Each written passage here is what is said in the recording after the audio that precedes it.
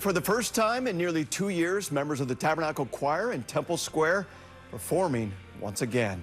Well, it's just one of the two big changes in the 191st Semiannual General Conference of the Church of Jesus Christ of Latter-day Saints. The ongoing pandemic is still impacting this weekend's sessions, but some aspects of conference are getting back to normal. News specialist Lad Egan joins us live from Temple Square with more on today's sessions. Hi, Lad. Hello, and you know, this is the fourth general conference to be held during the pandemic, but today some familiar scenes and sounds returned. President Russell M. Nelson opened the conference by saying he was delighted to once again be speaking from the conference center. We welcome you all to this largely virtual conference, wherever you are. We are still dealing with the ravages of COVID-19 and its variants. We thank you for following our counsel and the advice of medical experts and government officials in your own communities. President Nelson said each conference talk is the result of prayer and spiritual preparation, and that the messages are focused on Jesus Christ. He invited the global audience to listen for pure truth, the pure doctrine of Christ, and pure revelation during the conference. President Nelson said it was wonderful to have the Tabernacle Choir at Temple Square performing live. President Henry B. Eyring explained that the reduced number of choir members in attendance was allowing for social distancing. Safe medical practices were also followed at rehearsals.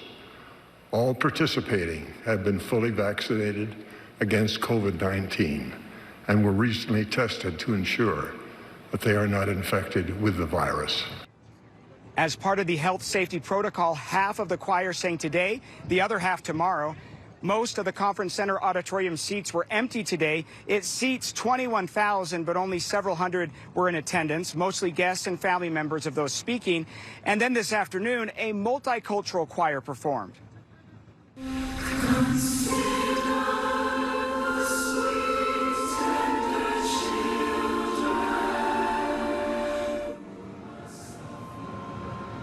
The multicultural choir was formed before the pandemic and was supposed to sing in the April 2020 General Conference.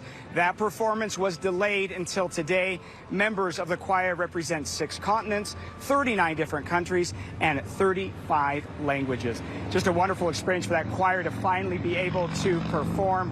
And during the pandemic, and because of some travel restrictions in other parts of the world, some speakers today pre-recorded their messages.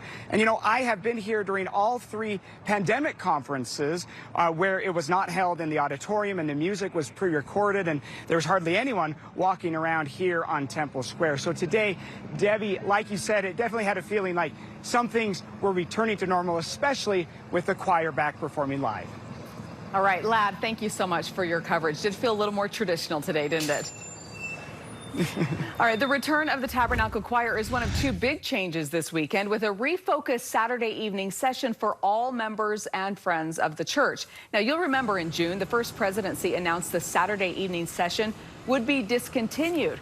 But a month later, the First Presidency said it felt impressed to continue the session with a different format, no longer alternating between being held for women in October and priesthood holders in April. The church said the session will allow more gospel topics to be taught and give more general leaders the opportunity to address the conference. Conference weekend is a busy one for us as well. We have a full slate of programming planned for the rest of today and Sunday with documentaries throughout the day. You can see some of those right there. Tomorrow morning, this is what it looks like. Our coverage begins at 9 o'clock in the morning with Guided by a Prophet, followed by music and the spoken word.